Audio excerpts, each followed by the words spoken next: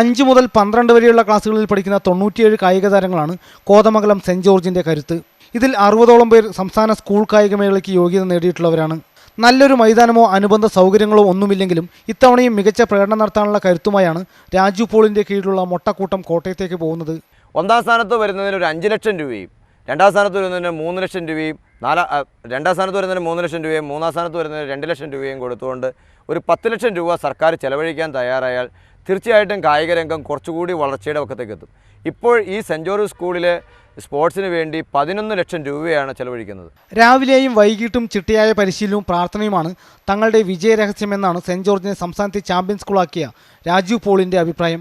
തുടർച്ചയായി കഴിഞ്ഞ 3 വർഷവും സംസ്ഥാനത്തെ ചാമ്പ്യൻ സ്കൂൾ പട്ടം നേടിയ കോതമംഗലത്തെ saint George higher secondary school ഇത്തവണ റെക്കോർഡ് പോയിന്റുമായി ചാമ്പ്യൻ പട്ടം നിലനിർത്താനുള്ള തീവ്ര ശ്രമത്തിലാണിപ്പോൾ. ക്യാമറാമാൻ PK ശരത്കുമാറിനോടൊപ്പം കോതമംഗലത്ത് നിന്ന് G പ്രസാദ് കുമാർ, അമൃത ന്യൂസ്. വർഷത്തിൽ 2 തവണയാണ് കോതമംഗലം സെന്റ് ജോർജ് സ്കൂളിലെ കുട്ടികൾ തലമൊട്ടയടിക്കുക. ആദ്യം ഉപജില്ലാ കായികമേളയ്ക്ക് മുൻപും രണ്ടാമത് സംസ്ഥാന കായികമേളയ്ക്ക് മുൻപും.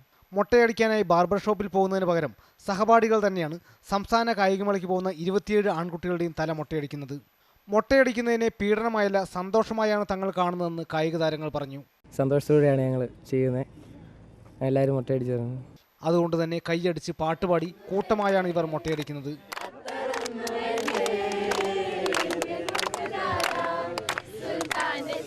മൊട്ടയടിക്കാനായി ഒരു കുട്ടിയെയും താൻ നിർബന്ധിക്കാറില്ലെന്ന് കായികാധ്യാപകനായ രാജു പോൾ പറഞ്ഞു. ഈ മൊട്ടക്കൂട്ടങ്ങൾ എന്ന് കാണുമ്പോൾ തന്നെ എതിരാളികൾക്ക് ഒരു ഭയപ്പാടും വിഷമമാണ്.